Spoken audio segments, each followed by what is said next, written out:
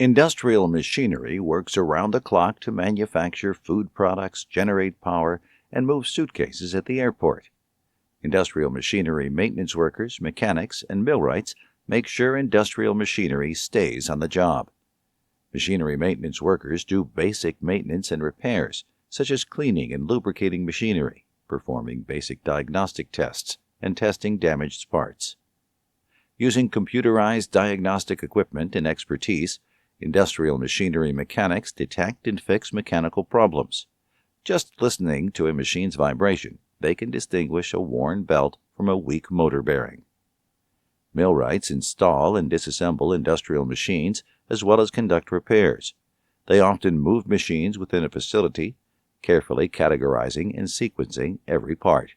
They use cranes and forklifts to bring the heavy parts to the new location. In addition to hand tools, these workers use welding and cutting equipment and precision measuring devices.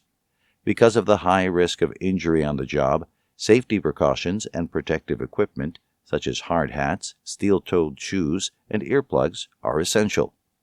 Industrial machinery mechanics and maintenance workers typically work regular full-time hours, although overtime is common, especially for mechanics. Millwrights may have more variable schedules with downtime between projects, as they usually work on a contract basis to assemble or disassemble machines. While all three need a high school education to enter the field, machinery maintenance workers typically receive on-the-job training. Industrial machinery mechanics need a year or more of training, and most millwrights learn their skills in a 4-year apprenticeship, although an associate's degree in industrial maintenance may suffice.